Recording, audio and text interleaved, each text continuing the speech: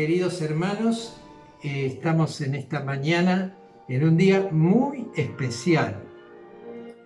Miren ustedes cómo Dios apareja las cosas. Hoy al mediodía vamos a celebrar la boda de Marcos y Dana. Y el pasaje que hoy nos toca leer habla de la iglesia como esposa del Cordero y de los deberes de la esposa y del esposo. Yo no lo elegí para hoy, pero justo es el tema que nos toca. Y esta mañana estaba escuchando en la BBN el testimonio de un matrimonio que se estaba separando y la mujer leyó este pasaje que hoy vamos a leer y le pidió perdón a su marido y se reconciliaron y hoy son misioneros en el extranjero. Así que miren, las tres cosas hablan del mismo pasaje. ¿Se acuerdan ustedes que en el capítulo 1 Pablo presentó en la carta a los Efesios la iglesia como un cuerpo y él es la cabeza? Hoy vamos a retomar un poquito esta idea. En el capítulo 2 la iglesia como un edificio que va uniéndose, va creciendo, fundamentado en Cristo y en la doctrina de los apóstoles. En el capítulo 3 vimos que la iglesia tiene un propósito: formar la nueva humanidad, formada por todos los seres humanos que acepten a Cristo como Salvador. Blancos, negros, chicos, grandes, de toda raza, de toda nación y de todo género. La nueva humanidad, que es la iglesia de Cristo. Y en el capítulo 4 vimos que Dios hace la unidad en la diversidad, que Dios le da dones a los hombres para que puedan servirle con esos carismas que tienen. Y como les decía al principio, en el capítulo 5 presenta a la iglesia de Cristo como la esposa de Cristo, la iglesia cristiana.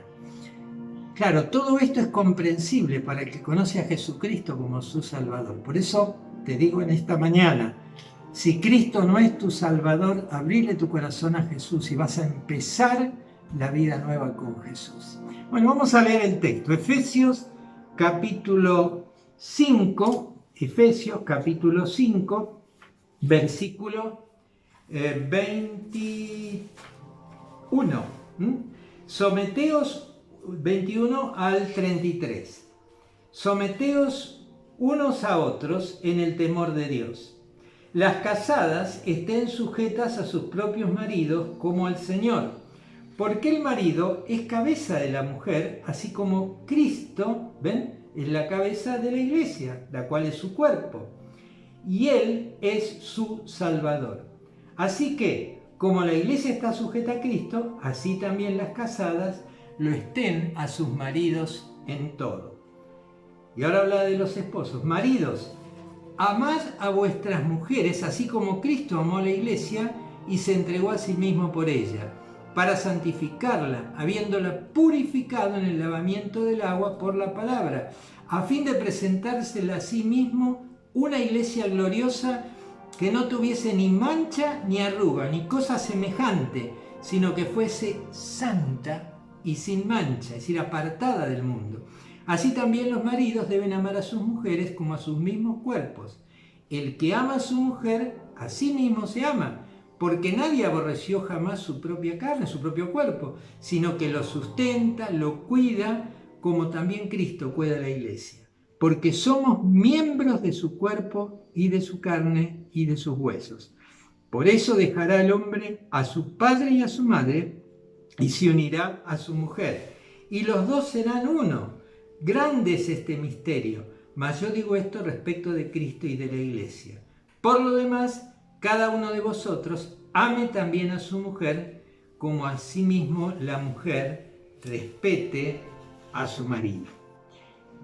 Qué bueno es que nosotros entendamos que la iglesia cristiana nunca es más fuerte que las familias, la fortaleza de las familias que la componemos. Y vamos en esta mañana a ir desglosando el texto. Fíjense ustedes, ¿se acuerdan que el domingo pasado hablamos de tres antítesis? La luz y las tinieblas. Nosotros debemos andar como hijos de luz. También vimos la verdadera sabiduría y la necedad. Y finalmente, el domingo vimos que no tenemos que embriagarnos, sino ser llenos del Espíritu Santo. Y dijimos que es un consejo teológico, porque los paganos se embriagan. En ese tiempo, en Éfeso, era el culto a Diana de los Efesios, culto a la fertilidad, a la prostitución sagrada, a las orgías, a las borracheras. Y Pablo le dice a los Efesios, y mire qué igualito lo que está pasando hoy, y nos dice a nosotros hoy que tenemos que ser llenos del Espíritu Santo. Y lo que leímos se produce cuando somos llenos del Espíritu Santo. Hablar, decíamos hace unos domingos atrás, de humildad era una cosa incomprensible en el mundo romano. Hoy mismo la gente es orgullosa, es presuntuosa. Era una de las características del cristiano. Y hoy hablamos de autoridad y sumisión. ¡Ah, qué cosa difícil en este tiempo! Nadie quiere sujetarse, nadie respeta la autoridad, nadie está dispuesto a ser sumiso a la autoridad. Pero fíjense ustedes, Jesús dice que esta sumisión, nos dice acá por Pablo, es el resultado de la llenura del Espíritu Santo. Por eso las enseñanzas de Jesús no degradan, sino dignifican a la mujer.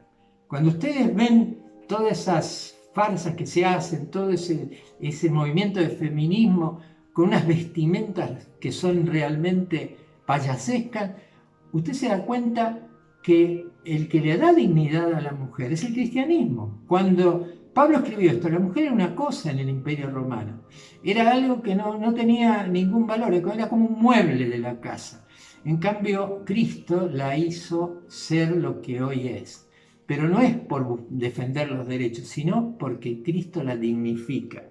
También el cristianismo dice y hace y vive la igualdad ante Dios. Todos somos iguales, por creación, somos todos iguales ante Dios.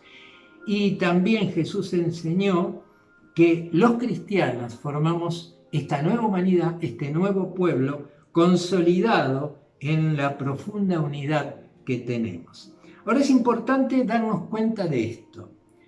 Todos somos iguales delante de Dios, pero todos desempeñamos un rol distinto. Fíjense, si usted ve al señor Juan Pérez, bueno, es Juan Pérez, pero si usted le dice, Juan Pérez lo va a operar, es el doctor especializado en lo que usted necesita, es una eminencia, ¿qué pasa?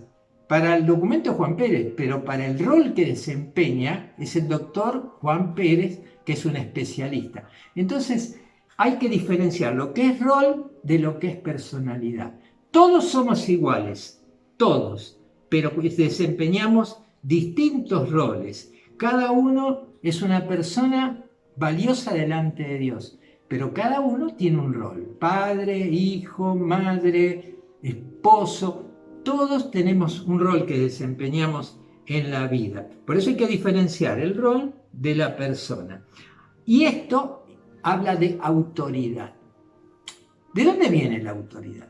El principio de autoridad es divino, hermanos. Es un principio establecido por Dios. Estaba leyendo el otro día un artículo de un sociólogo que decía que todas las sociedades de todos los tiempos, de hoy y de antes también, de ayer, todas son patriarcales, cosa en la cual hoy se está combatiendo el patriarcado. Es natural el patriarcado, tiene que haber una autoridad en la casa, la autoridad delegada por Dios. Quiere decir que cada uno, el padre, el esposo, el empleador, debe ejercer autoridad, la autoridad que le da Dios.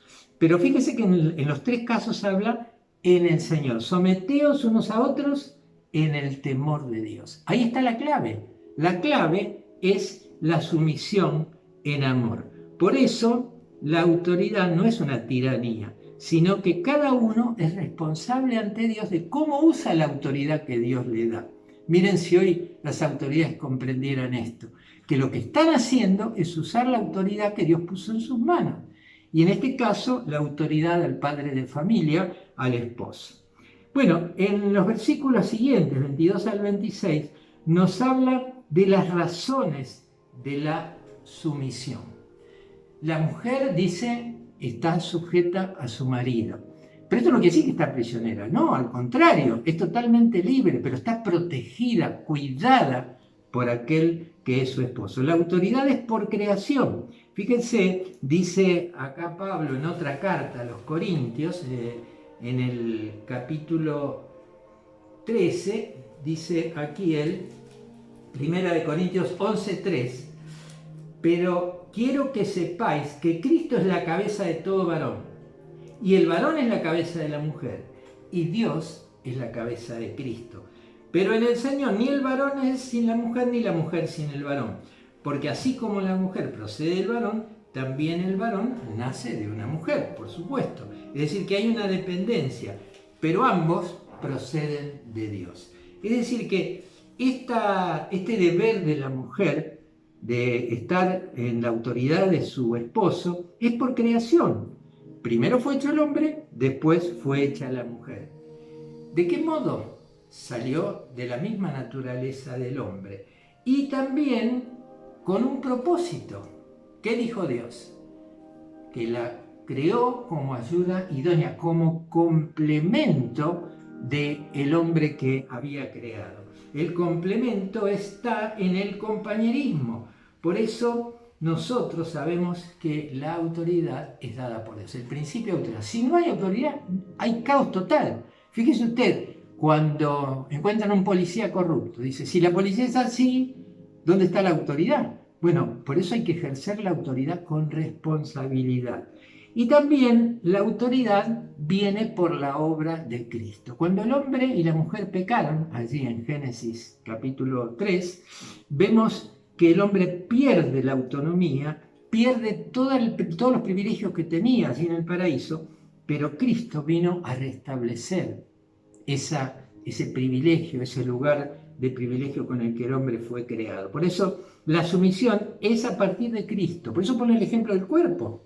¿Se imaginan este cuerpo? Si esta mano hace lo que se da la gana y la otra también. No, las manos responden a la cabeza. Miren, ustedes saben que ahora estoy caminando mucho a la mañana, muy temprano, a las 5 de la mañana. Y mis pies responden a lo que la cabeza les dice. A las 5 de la mañana es de noche ahora. Pero en la penumbra yo veo y empiezo porque está el fresco. Bueno, ¿pero por qué? Porque mis pies responden a lo que la cabeza le manda. Bueno, el cuerpo es uno y responde a la cabeza, que es Cristo. Por eso la autoridad que Dios da expresa cuidado y no control. Escuchen bien, ¿eh? Cuidado y no control. Implica responsabilidad y no gobierno dictatorial. Quiere decir que la autoridad no es señorío, sino está dada por la salvación en Cristo. Por eso la aceptación es gozosa y voluntaria. Cada uno ejerce la autoridad del esposo, en particular en este caso, porque es lo que Cristo le dio. Y la esposa en su misión aumenta y enriquece su persona. Yo, con todos los años que tengo, nunca he visto una mujer que no buscara un marido que la cuide, que la alimente, que la guarde, que la sostenga, que la respete. Bueno, eso es ejercer autoridad. No es mandar, es ser la cabeza y el responsable del hogar. Como le digo muchas veces a los esposos, el sacerdote, el que ministra a su familia, a sus hijos, su esposa. Y después habla de los deberes de los esposos, del 25 al 33. Dice, primero, maridos, amad a vuestras esposas, ¿cómo qué? Como Cristo amó a la iglesia. ¿Qué hizo Cristo por la iglesia? Dio su propia vida. Fíjense que usa 5 verbos aquí para definir lo que el marido debe hacer. Lo que hizo Cristo y lo que hacemos nosotros como padres de familia.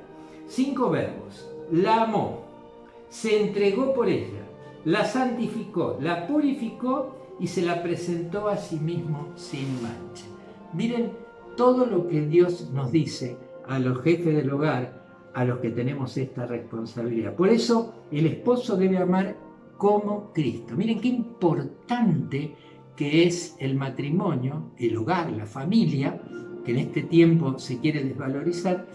Es tan importante porque no estaríamos nosotros acá si no hubiera familia. Y fíjense que todos los que tienen problemas es porque la familia falló, porque tienen problemas de familia. Los que tratan a los drogadictos, a los adictos, quieren que venga la familia, el padre, la madre, si lo tienen, porque el problema es genérico, es de todos, no es general. Por eso es tan importante el deber del esposo que ame como Cristo amó a la iglesia y se la presentó a sí misma. Es decir, vino a dar su vida por la iglesia, vino a dar su vida por vos y por mí. Por eso, si no tenés a Cristo en el corazón, este es el momento que le tenés que recibir. Si no, no vas a entender nada de esto. Por eso el mundo está desquiciado, porque no reconoce a Dios. Siempre le digo esto, la base de nuestra teología está en Génesis 1:1. En el principio creó Dios los cielos y la tierra.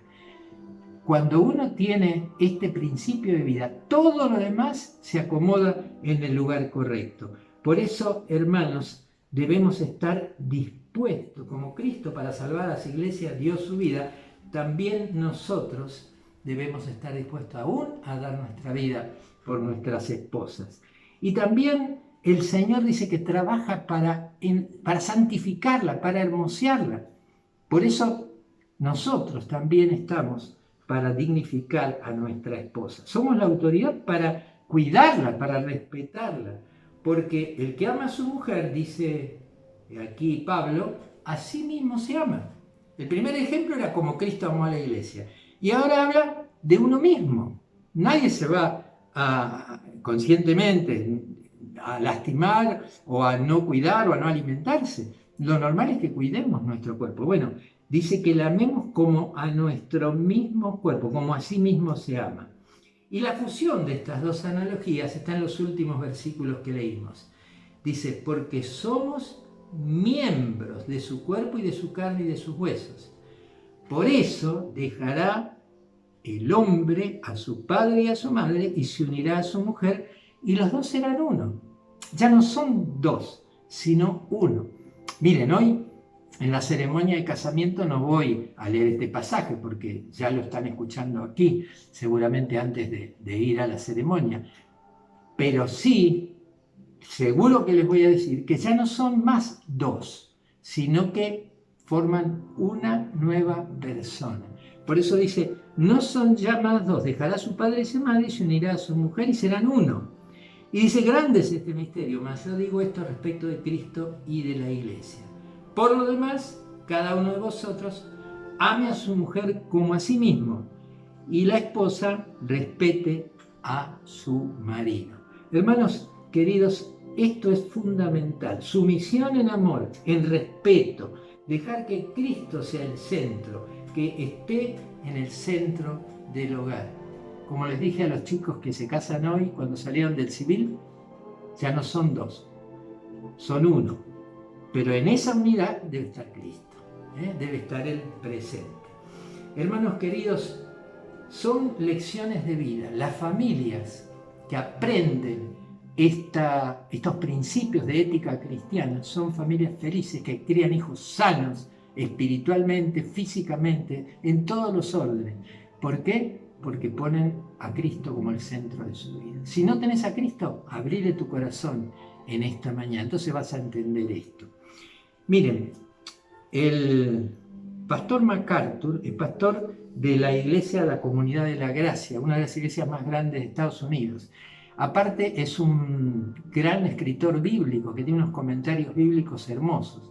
Y en el comentario de la carta esta a los Efesios, él escribe una experiencia que tuvo cuando una de las universidades más importantes de Estados Unidos le invitó a dar una conferencia sobre la ética cristiana en la sexualidad. Y él cuenta que lo primero que hizo fue decirle a los alumnos, la mayoría de ellos ateos o totalmente lejanos a lo que él le iba a hablar, entonces él les dijo, antes de empezar la conferencia sobre la ética cristiana, en la sexualidad, en la familia, le dijo, miren muchachos, esto que les voy a decir, solo lo pueden entender los que conocen a Cristo como su Señor y Salvador. Todo lo demás no van a entender nada.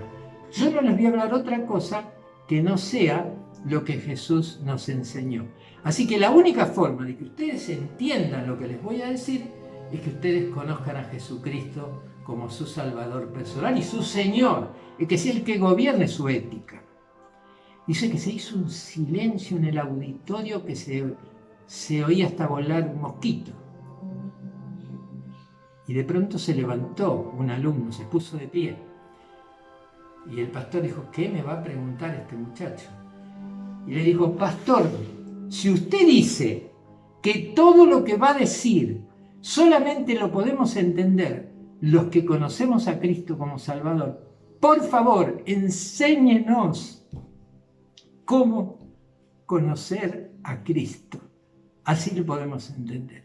Dice, hermanos, esto fue una bendición, porque pasé más de la mitad de la charla hablando de Cristo y cómo conocer a Cristo. Y después el resto era la ética cristiana en el matrimonio. No se puede obedecer, no pueden las esposas ser sumisas, no puede el hombre cumplir su rol como padre, como sacerdote del hogar, si no tiene a Cristo como su Salvador personal. Por eso, hermanos, es necesario tener a Cristo en el corazón. No hay otra posibilidad, no hay otro nombre dado a los hombres bajo el cielo en el cual podamos ser salvos. Solo Jesús. Que Dios les bendiga ricamente.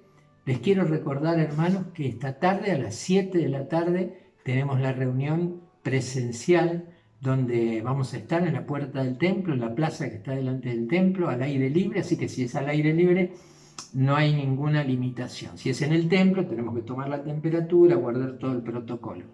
Pero la idea es que puedan venir todos los que quieran venir en la plaza que está frente al templo. Así que los esperamos a todos. Dios les bendiga. Acuérdense, solo puede obedecer la ética de Jesús aquel que lo conoce como Señor y Salvador. Dios les bendiga, queridos hermanos.